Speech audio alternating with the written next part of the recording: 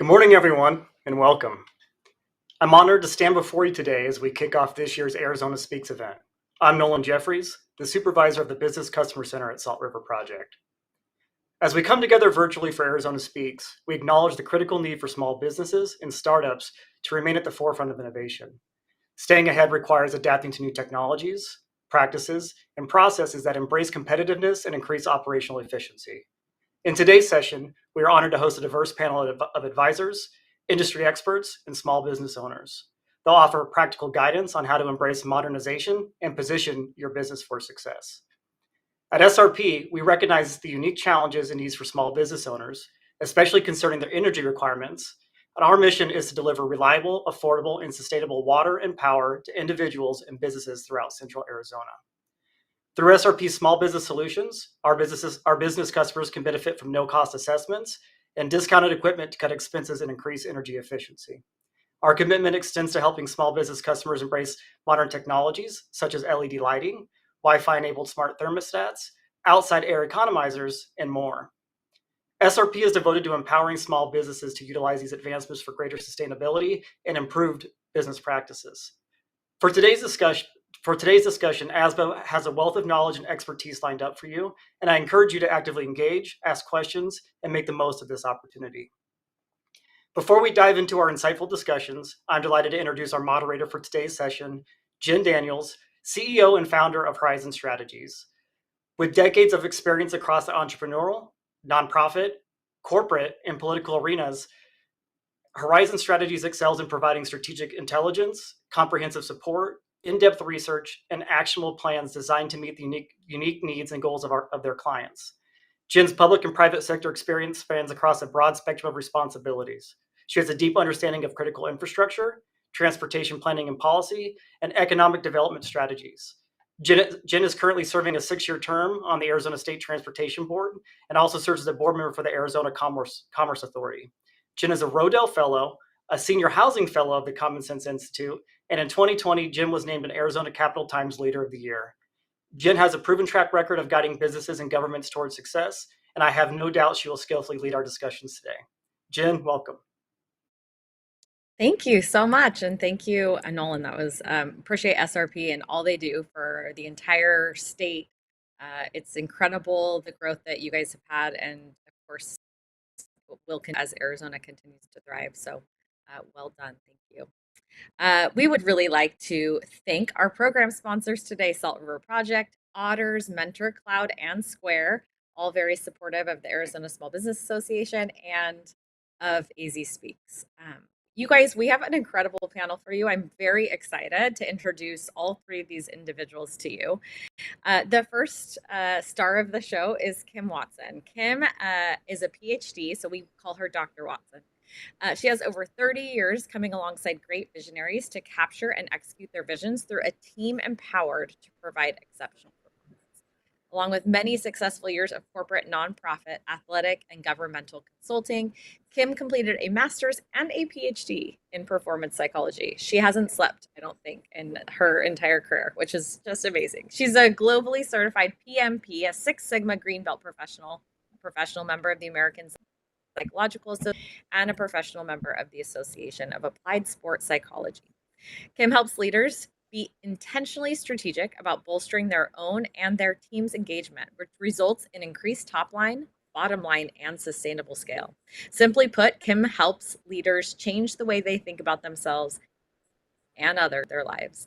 As passionate about family and volunteering as she is work, Kim is proud to be called daughter, sister, wife, mom, and K-mom, which I think is a very affectionate grandma type term. Am I right, Kim?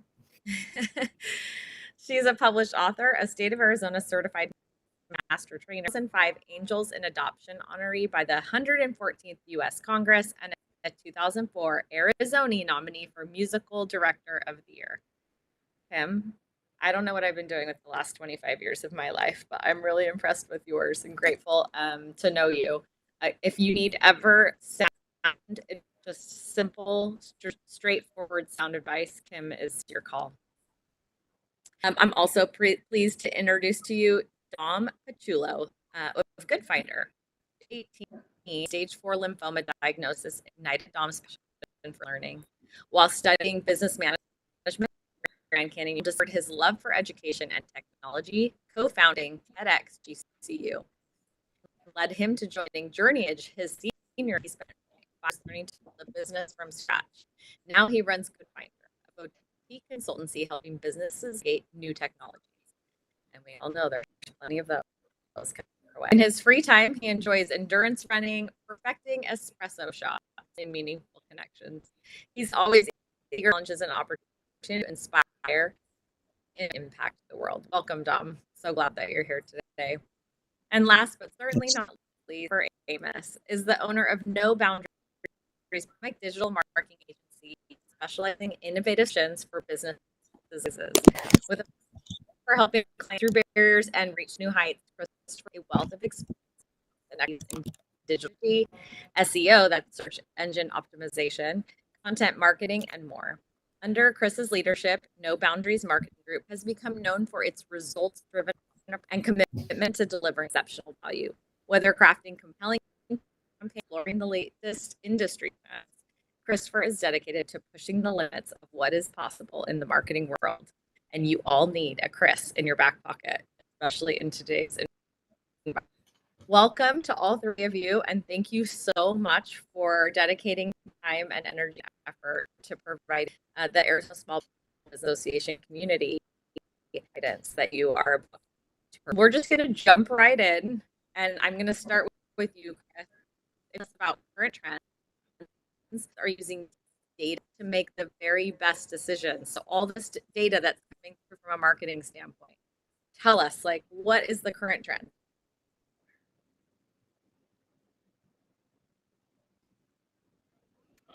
Good morning, everybody. So honestly, there is so much going on in the marketing world right now, and big picture wise, there are so many resources out there for small businesses. But the number one thing that I recommend and that I'm really pushing even my own clients to look at is really taking some extra time to learn, to educate, and to better understand the platforms that are available to them, specifically around Google Analytics, Google Search Console, even Meta. They all have very entry level certification courses, or I wouldn't even call them certifications, just courses that business owners can take to better familiarize what's available in the market and, more importantly, how it's impacting their business. There's a variety of other tools and resources out there. You know, AI is a huge, huge thing, which I know there's been a lot of discussion around. And really, I mean, it's as cool as this, like ChatGPT, no joke. You can literally throw your marketing reports into ChatGPT and tell it to tell you what it's all about. I mean, so it really is, and it really does come down from a small business owner standpoint, is to be competitive in this space with so many platforms and so many tools, so many resources out there, is really just kind of start from the basics and get to know where you exist, what you're looking to accomplish.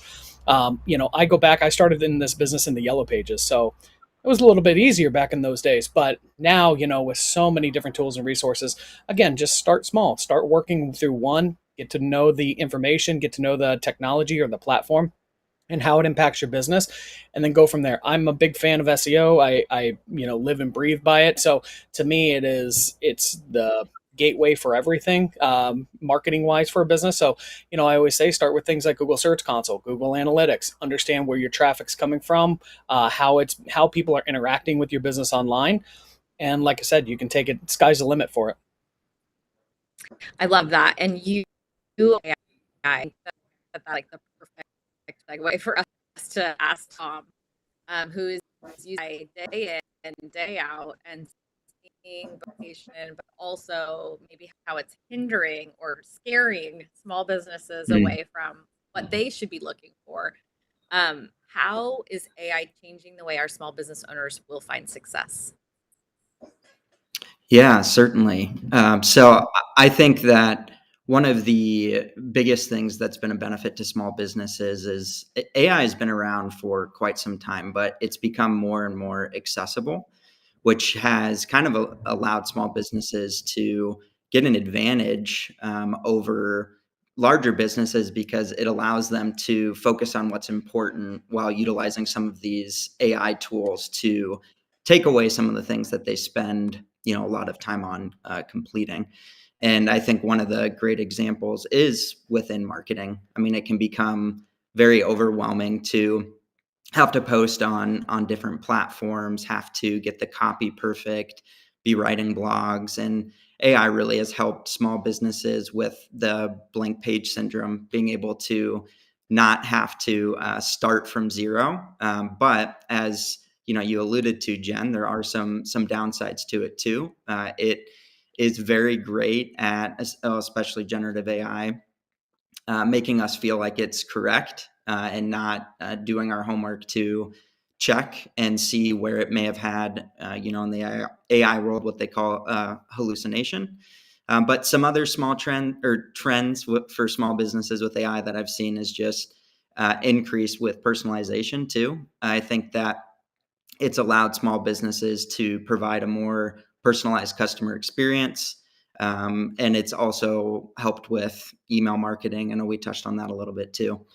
So those are some of the things that I've been seeing. And I think that each and every day there's new platforms out there that small businesses can try to see how they help with different functions. Thanks, Dom. Kim, I think people are always trending. And even over the last 5 years, we've seen such a shift and a change in how our people work, how our people work with us, how sometimes they work against us. So the human story is something that's of always interest. What are you hearing from your clients when it comes to trends in workforce?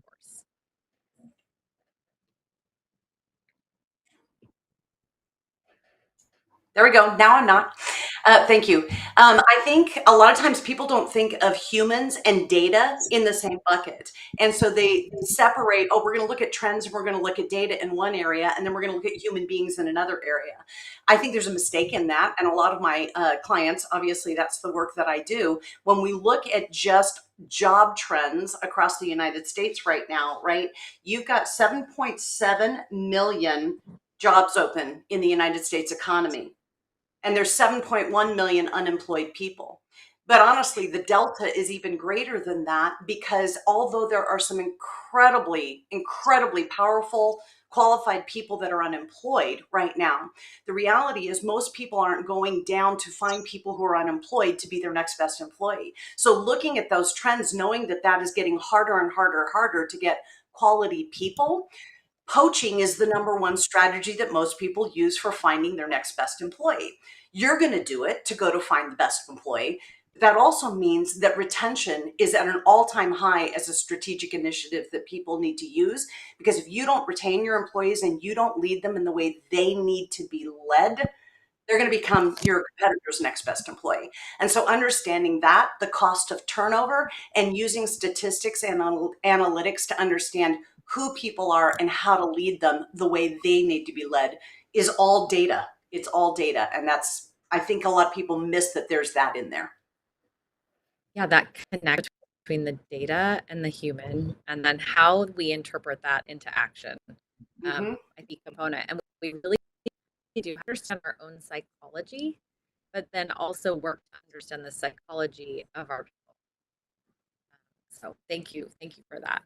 All right, Yeah. we've talked about trends. Now we're going to talk about the future. And I have worked in government for a lot of years. There are not many in government really, really do stand out. But what is your individual ball say about your realm, whether it be marketing or technology or people? So, Don, let's start with you. Yeah, absolutely. I think I alluded to this a little bit earlier, but I really do believe that for small business, AI is going to help level the playing field, as we get more and more tools that help us as small business owners become more efficient. It's going to help us to focus on what's most essential, and whatever that is for each of our businesses. I also think that it is going to help with global reach. I think that AI really helps with language translation, and customer support systems that just in the past it wasn't possible for a small shop to be able to have that global reach. And then I also think that a lot of um, things that we're hearing now is that AI actually might hinder creativity, or it might hinder what seems original. And I do believe that there will be a pendulum swing to us maybe overusing it, but I really do see in the future, similar to cell phones or other devices that we've really adapted to, that it will become such a part of our life that it really helps us be the most human that we can be. I think it's going to help eliminate a lot of things that are tedious, a lot of things that we don't want to spend our time on, which I think is actually a really beautiful thing and something not to fear. So that's, at least my hope for what it'll look like in the future. Thanks, Tom. Appreciate it. Chris, crystal ball. Honestly, that was spot on. I mean, with AI in the marketplace now, I mean, it really does help give a small business owner a competing edge. And so, where we get a lot of feedback from business owners that, oh, well, I can't compete against the big box stores and I can't do this and I can't do that. It's less about what you can't do and more about what you can do. And it really does enable a lot of tools, a lot of resources. It really puts them right at our fingertips with I would say, a simple.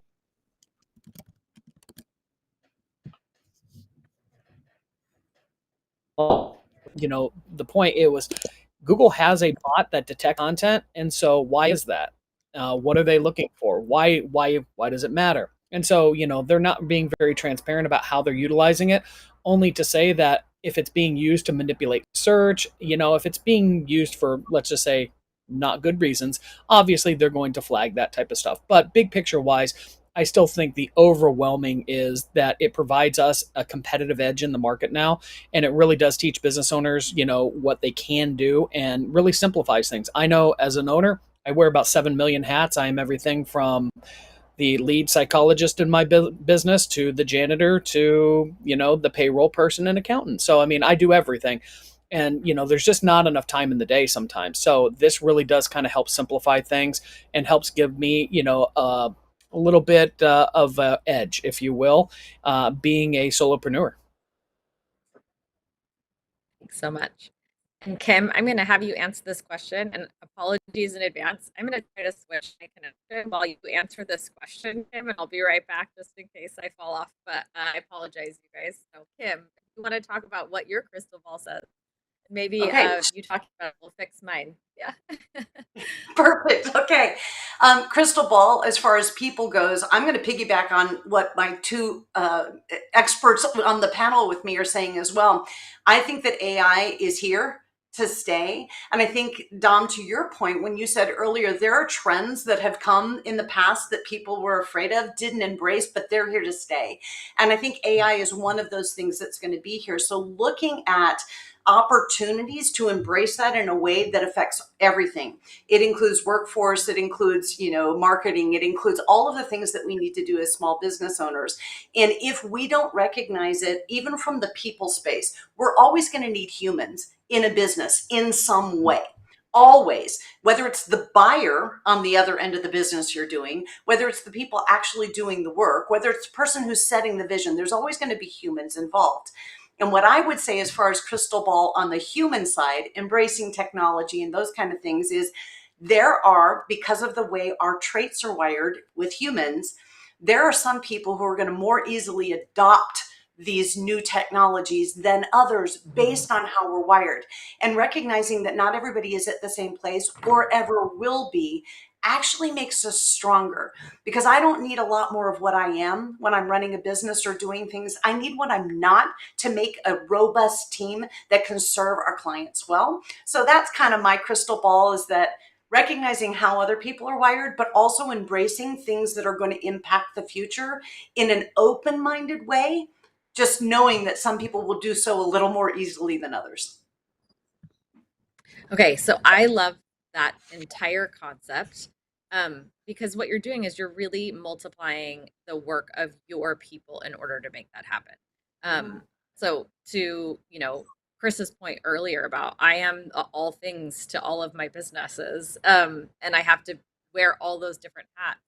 When we do hire people, when we do expend money on and resources on our people, are we really getting the most out of that? And how do we multiply that effect? So thank you, Kim. That's great. Kim, we're going to stay with you really fast because the longer I've been an entrepreneur and the longer I've maybe been alive, I realize that consistency is what changes outcomes. Um, It- Defining what your objective is and then staying consistent with that objective.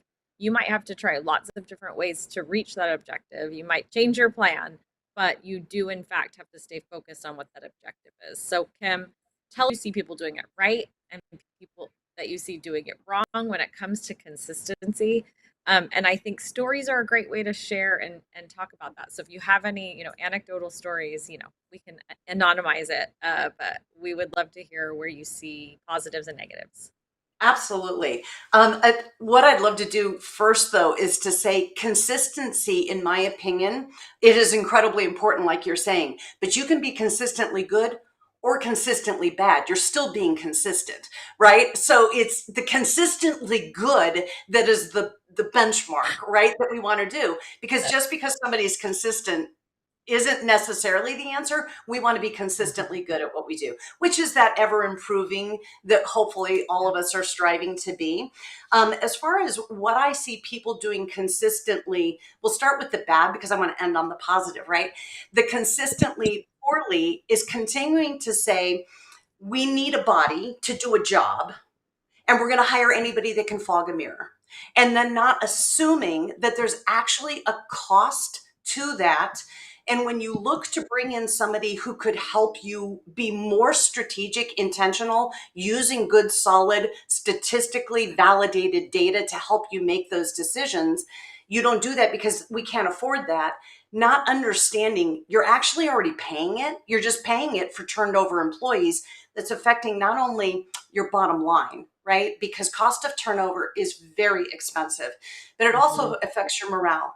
It affects the amount of knowledge that leaves your organization because somebody was here, and then the impact on your business because you have a revolving door. There are incredible costs to it. So that's something that I would say a lot of people I see consistently doing the same thing. They decide they're going to hire somebody, they post an ad, and they pray. And that's it, right? There's no strategy behind who do we need? Why do we need them? What do they look like? What does the job even require? And now let's measure to make sure we get the right person in the right seat, right? Like that is something that I see. So that's the positive.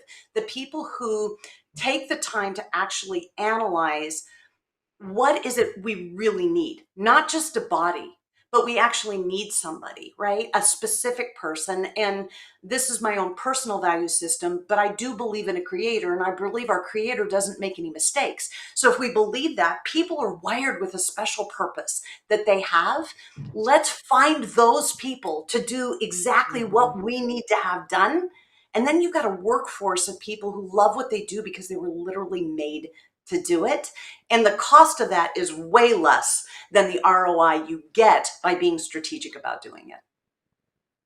I love the way you explain things, Kim. So thank you. That's incredibly helpful. Chris, where can we really more consistently apply data to our business practices for the best possible chance at success? Yeah, and I go back to where I opened up with, just understanding the platforms and understanding the analytics behind them.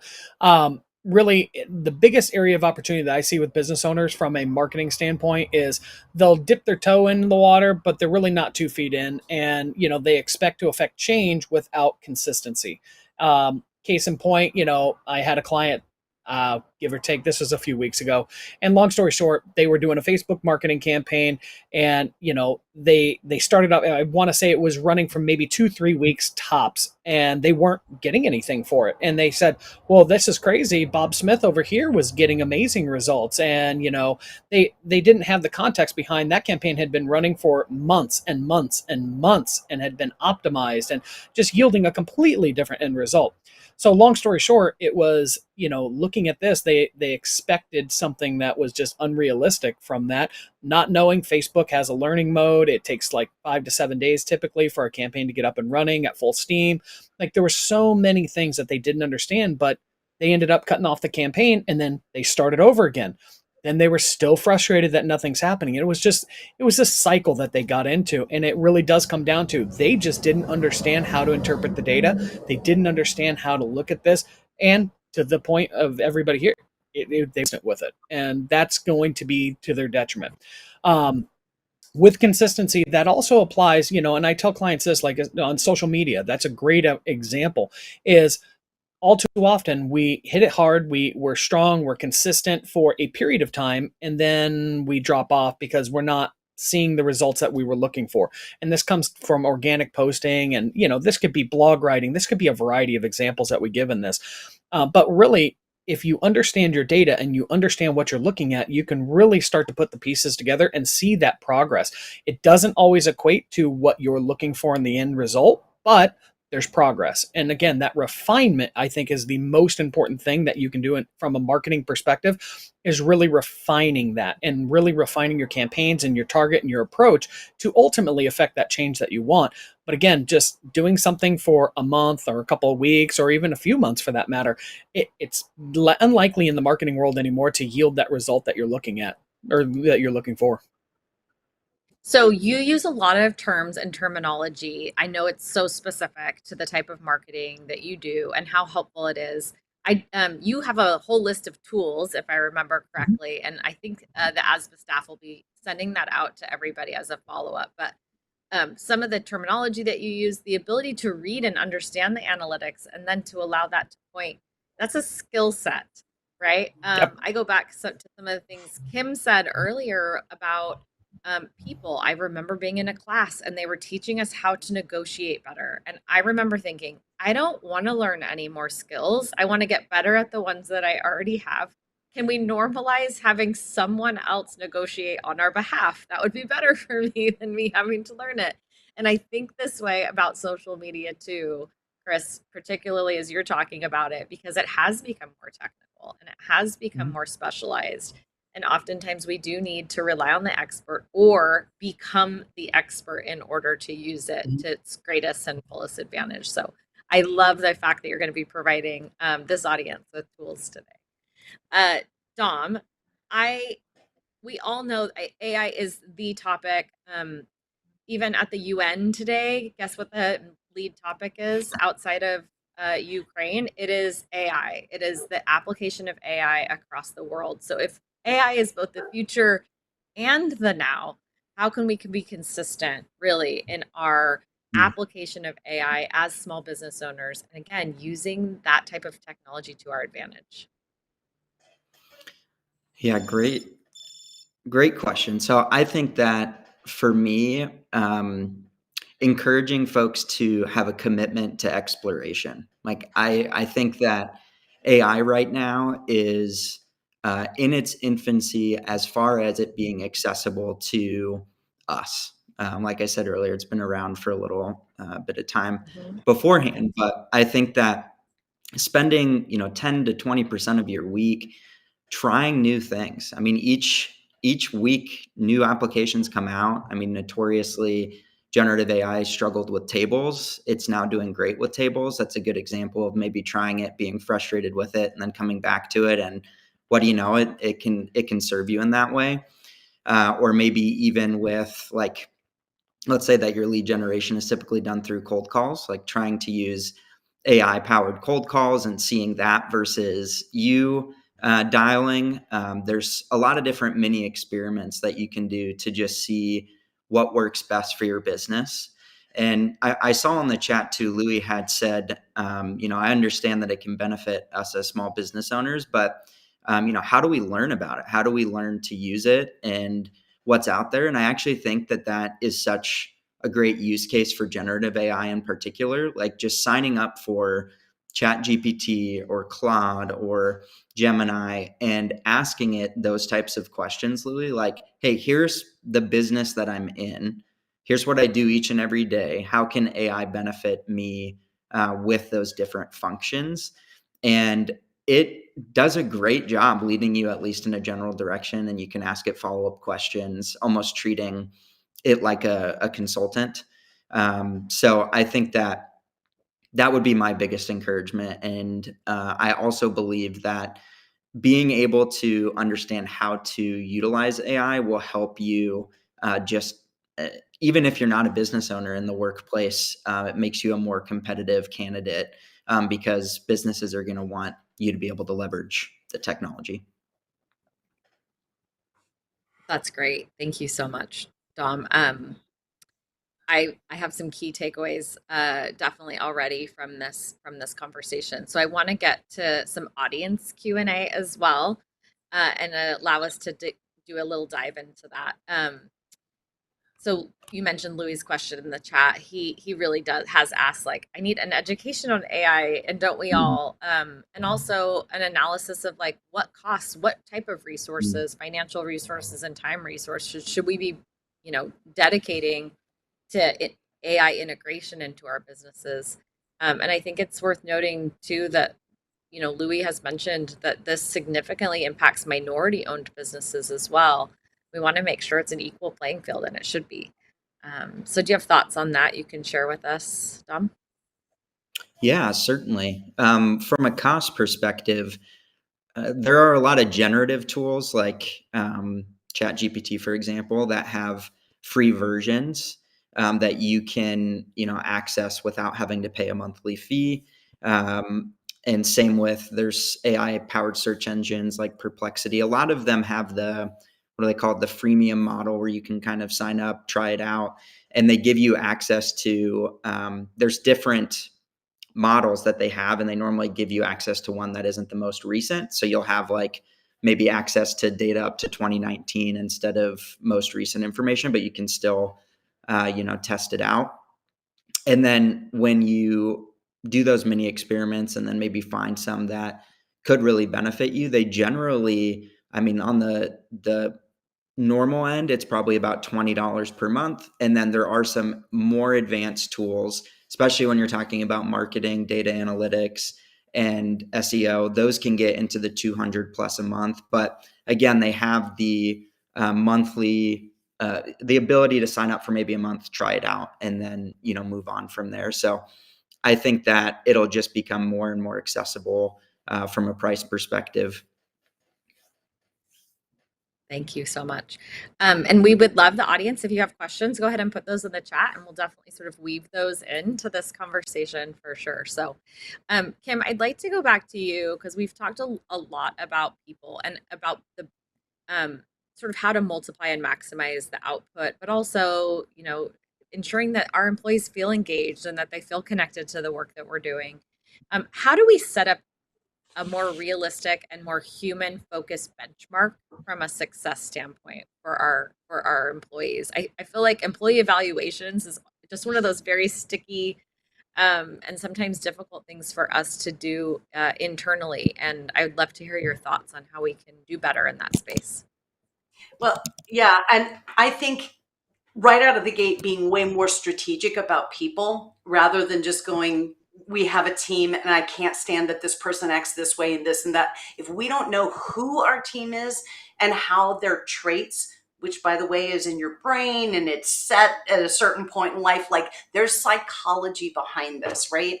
If we don't understand that, how in the world can we lead well?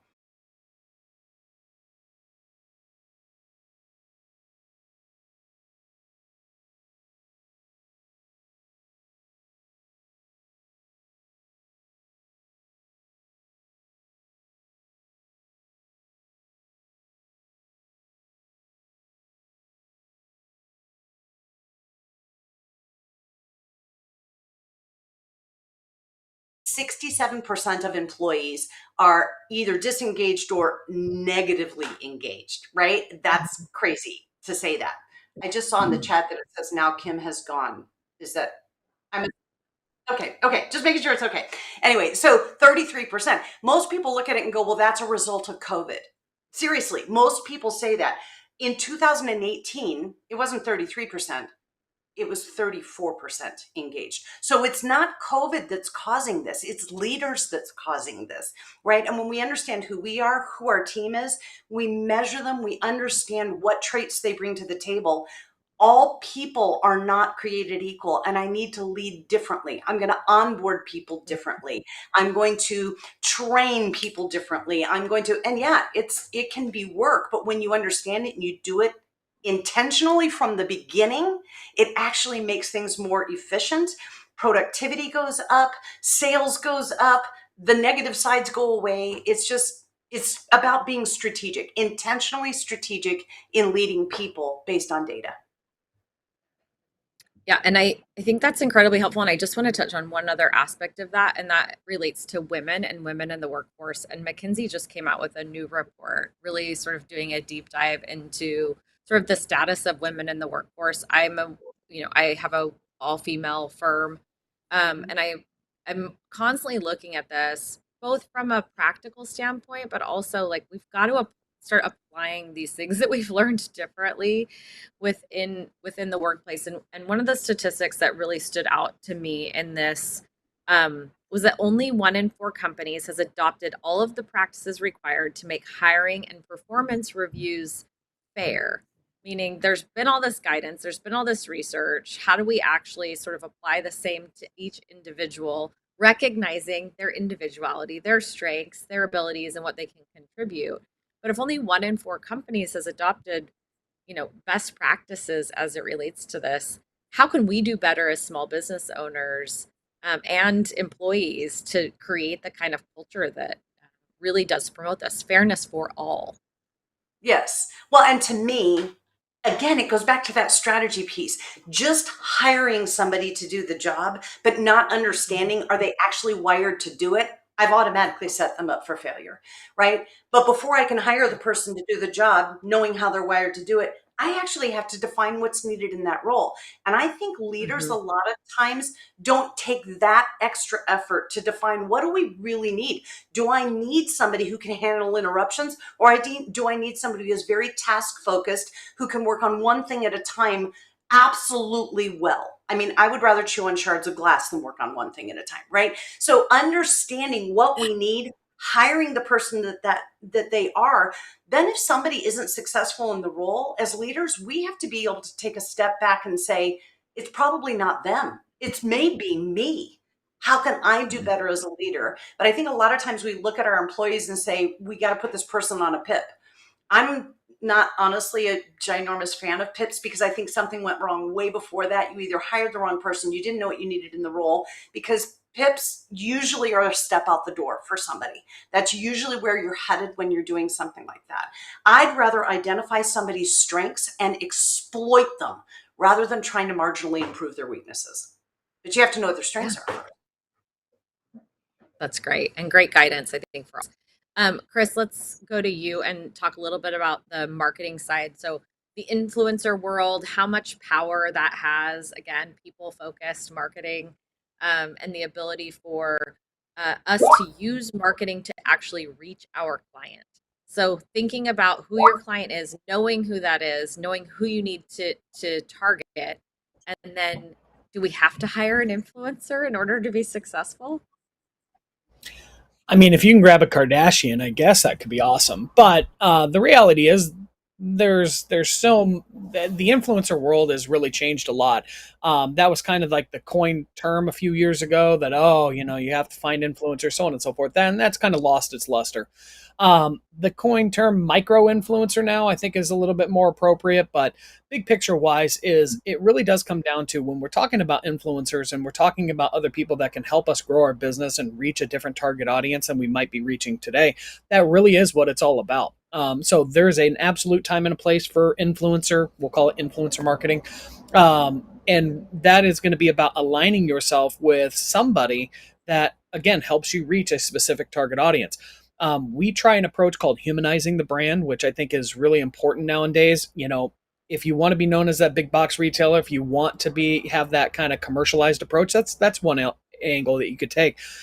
Me and I found a lot of success in really the community aspect of it. Micro influencers could be the marketing person at the Humane Society. It could be anything. I mean, the ability to reach a specific target audience is not doesn't have to be a celebrity. And that's where most people think like influencer, oh, it could be the mom blogger that's down the road that just happens to have 25,000 followers. There's so many opportunities in that, but really from an influencer perspective, it comes down to a connection, and there has to be a give and a take with everything. So most people think just throw some cash down on the table, that's how it's going to work. And that's really not how influencer marketing works. It's about an alignment. You have to make sure that from they're getting something out of it the same as you are. And they got to make sure that everything is on the up and up, like, products and services and everything, benefits. People seldom want to engage with somebody like you're not going to find an auto repair shop on a Humane Society blog. It's probably not a great connection, right? So thinking that stuff through and just making sure that you understand who you're reaching out to, how you're reaching out to them. So influencers can be extremely advantageous. From an e-commerce standpoint, there's a much easier way to approach that. It's called affiliate marketing. Affiliate marketing, influencers, same concept behind it. There's some platforms called like Share a Sale, if you've ever heard of them. So if you have an e-com business out there, absolutely encourage that. Pennies on the dollar. I mean, it's really probably one of the most cost-effective tools that you have in your disposal. And conversion rates are in the 30 to 40%, where Google Ads might be somewhere in the single digits. So, you can typically see a lot higher engagement, a lot higher conversion than your traditional marketing channels. So, but yeah, there's a resource out there for everybody. Super helpful. Just one other thought, and if you could answer this question for me. It seemed like several years ago, the trend and sort of the requirement was professionally made, somewhat lengthier video content. And what I'm seeing more and more out there is really authentic, really direct, short bursts, and something that somebody's just filming on their iPhone, usually on their own, or maybe they have their child or their associate or somebody filming. Is that resonating more now with the consumer? Meaning, are we seeing higher activity around an authentic, sort of normalized post versus something that's polished and maybe professional? Yep. And I think that there's definitely a time and place out there for all those videographers who do amazing work. Absolutely don't shortchange them. I think there's definitely a rhyme and a reason to utilize that for certain things. But I do agree there's a tremendous amount of success in that authenticity side, where again, a $20 Amazon, tripod, a nice little $30 little ring, and throw your phone on there, boom, start filming. Ironically, I have, an attorney here in the Valley that we did exactly that. And, they have the polished, refined, $1,000 videos. And then they have the self-made shot at the desk type videos. And those perform exponentially better. Who knows why? But again, they're more approachable. People can relate to those videos, and they're typically done from a topical standpoint on something that really connects with that end user. So I prefer those. I like that approach a lot better. And just quick tip on that, if that's the avenue, and I would encourage every business owner to do this, think about this. It's something we often take for granted. What are the top questions that you're being asked on a daily basis? And not to your business, but specific about the products and services that you offer. And if you're getting asked these questions to where you can just rattle them off like the back of your hand, chances are other people have those same questions. And so you can really get out in front of this. Publish your videos, take your native MP4, upload it to YouTube, upload it to the website, upload it to Facebook. You're killing three birds with one stone, pardon the expression. And so there's a tremendous amount of value in doing it that way. And again, you're connecting with your audience on really an individual level, which is awesome. So would highly encourage that. So the key is use the tools that you have, but make sure you're connecting with the individual. I think that's a great thought And you're process for all of us. And you're consistent. Yep. Love it. Yeah. Perfect. Dom, going over to you, let's go back to sort of the AI. There's obviously mistakes that are being made when it comes to AI. There's a whole policy conversation that we'll leave out of today's discussion about AI. But where do you see businesses making mistakes with AI? I think the biggest thing that I see as an expectation for immediate full automation, that it's going to solve all problems. And I think setting an expectation by starting small and using it as something to support current functions that you do, not to replace, is really the solution to that issue. And I think Louis hit on the other one, which is just lack of education on where the information's coming from. I think it's such a mysterious technology that a lot of people assume that it has access to all correct, relevant information that can be trusted. And so understanding not only how to use the tools, but what actually populates the information that you're receiving, if it's generative AI in the case that I'm talking about, just being careful about that. And a good way to even prompt the tool that you're using to help prevent that is asking it to provide you the resources that it's pulling the information from, and you'll be surprised it'll give you really good information. I've also seen it sometimes. I'll ask it to do something and then it'll produce a response, and I'll say that's incorrect information, and then it'll respond saying, "Yeah, you're right. That is incorrect." It's like, why'd you give that to me then? So there's just, I think right now it's a little bit of the Wild West when it comes to things that are generative. And then I also, again, just going back to the expecting immediate full automation, like people thinking that they should get rid of employees, or just moving quicker than they should. And so I think just taking time with it is really important. Super helpful. I heard a popular author tell a story about how her grandmother went to the grocery store and it was the first time she'd ever seen them scan barcodes. And she left the grocery store absolutely disgusted that they had someone crouched down underneath the register yelling out numbers or typing in numbers because she didn't understand the technology and its ability to read a barcode and then automate a process. And I've thought about that a lot as far as, you know, how many iterations of technology will there be still remaining in my lifetime, in our lifetimes? And how do we embrace those to their maximum capacity without being sort of disgusted by the change component of it? And it's just one of those. I'm sure at some point in my life I'll get to a place where I'm like, no more change. Like we're good. I can live my life exactly the way that it is. But the fact is if we want our businesses to thrive, there is a place for AI to benefit our businesses. So I'm glad that there's people like you in the world who are doing the exploration on our behalf and encouraging us to join in that effort as well. Incredibly, incredibly helpful. So to wrap this all up, and again, I appreciate each one of you, your individual expertise. We're just going to do a quick rapid fire. And so we'll do Kim, Chris, and Dom. We'll just go in that order for all of these. Kim, what business book do you recommend to all other business owners? What's your go-to? I love Extreme Ownership. I think it's an absolutely fantastic book. I really respect people who go to combat or fight for others, and so understanding how you can overlay the principles of fighting for a team and fighting for others, and how that impacts us as business owners. Fantastic. Love it. Chris, your business book you recommend?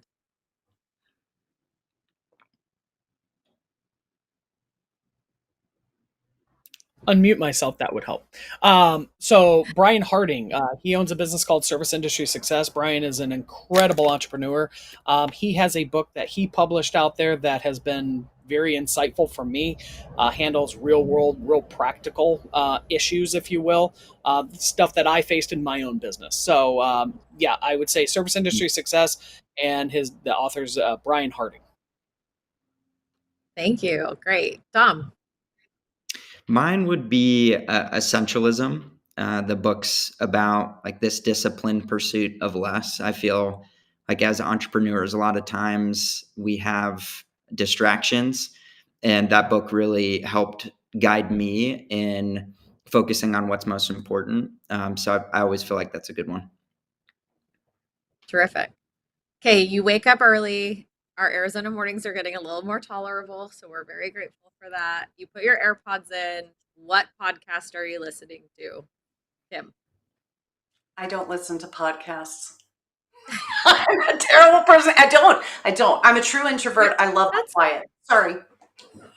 No, that's great. I'm glad you're enjoying the sounds of birds and probably lawnmowers and other things that And exist I in knew your you were going to neighborhoods answer too. that question, and I thought about making it up or looking something, and I'm like, nope, I'm going to be my Yeah, authentic. I don't I'm listen to so my. glad you did. We appreciate that very much. Okay, Chris. I mean, I'd be lying if I didn't say I listen to Joe Rogan a lot, but I do. Not necessarily, I wouldn't say that for business success. However, I would go back to Brian Harding. He has an amazing podcast that he does. And there's a variety of them. I don't know that I have a top one. I just kind of pick and choose based Mhm. on subject matter and what they're talking about today. Um, I'd probably say if I'm going to name one, Brian's. Yeah, that happens to me too. I swear AI reads my mind now. I know it's not there yet, but it will like pop up the topic that I need to be focused on or whatever. Okay, Dom, what's your go-to podcast? I'm similar to Kim. I haven't been much of a podcaster, mostly audiobooks, but recently I've been listening to a podcast called Modern Wisdom, and it's, similar to Rogan in the fact that it's long form and it's a lot of different life lessons from the world's greatest thinkers. And it's not just about business, it's about health, it's about pursuit of happiness. I mean, all of the things that we all value. So I've enjoyed that one a lot. Terrific. Okay. And then this is something that I feel like all of us as business owners, employees, it doesn't matter if we're working on a project, big or small, we all get stuck. And when you get stuck and you feel like you're hitting that wall, what is your tool or trick or technique that you use to see your way out of that? And to get yourself back on, let's call it back on track or back to the productivity mode that you really want to be on. So, Kim? Gratefulness. Actually fostering a mindset of being grateful, because it's really easy to focus on all of the stuff that isn't going well. And there's plenty of it, right? As a business owner, there's a lot of challenges that we all have. But when you can take that mindset of gratefulness, it's kind of like the thing that you can't be happy and sad at the same time. I can't be grateful and upset about things at the same time. So fostering gratefulness is a practice that I use. Do you have a gratitude journal, Kim? I do. It is, it's remarkable to go back when I have been consistent at that, which I'm not always, but when I have been, I can look back and it reflects like where I was at that Yep. time of my life. So I appreciate that. Chris, Yeah. you're stuck. How do you get unstuck?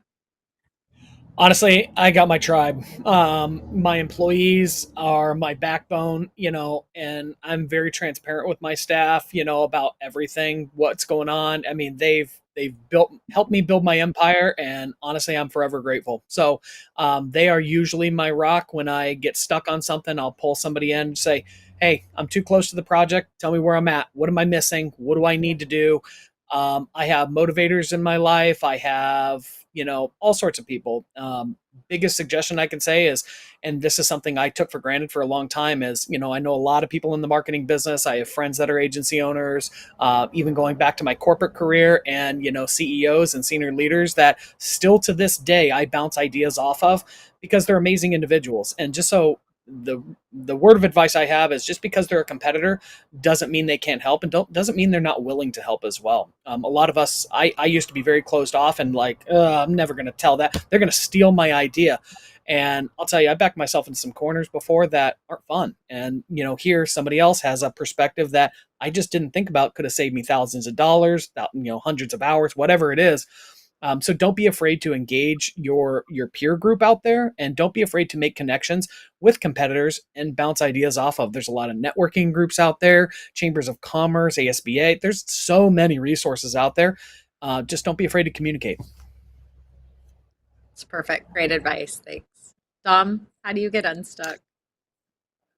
For me, I talk to my fiance a lot. She gets me out of those ruts, just a new, fresh mind, and she has to deal with a lot of random ideas. So feel bad for her for that.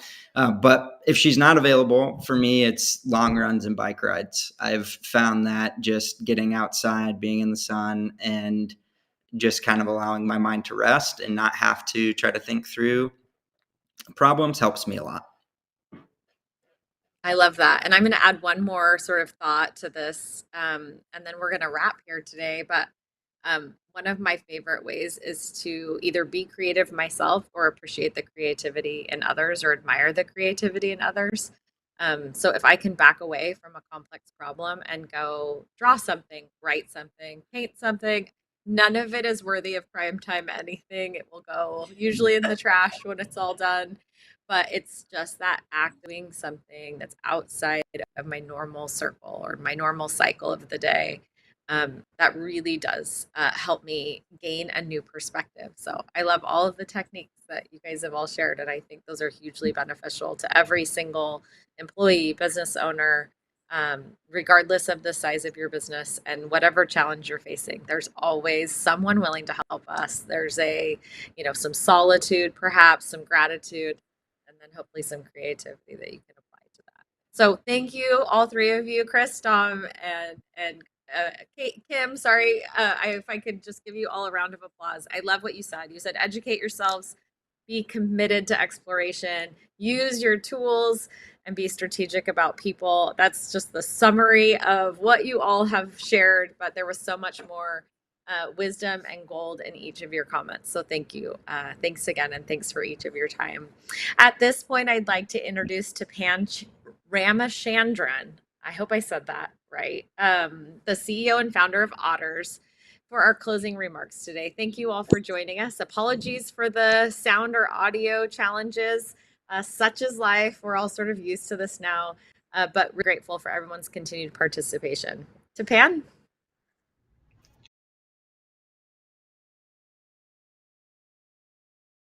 Thank you so much for attending today. As we conclude this insightful session of Arizona Speaks, Modernizing Your Business Practices, I wanted to extend my heartfelt gratitude to ASBA, each of the participants, the sponsors, and our esteemed panelists for their invaluable contributions. As you saw, today's dialogue highlighted the importance of remaining open to embracing modernization and transforming your business practices for success.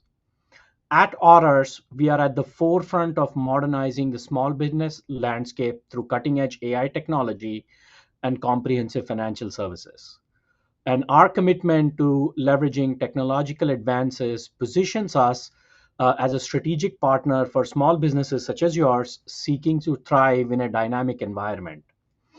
At Otters, we have proudly built the world's first AI accountant and offer a unified solution for accounting needs, including bookkeeping, tax filing, zero markup credit card processing, and AI accounting technology, often reducing costs for small businesses by up to 75%. And our approach is guided by six core principles: simplicity, growth mindset, tailored solutions, transparency and trust, partnership, and client focus.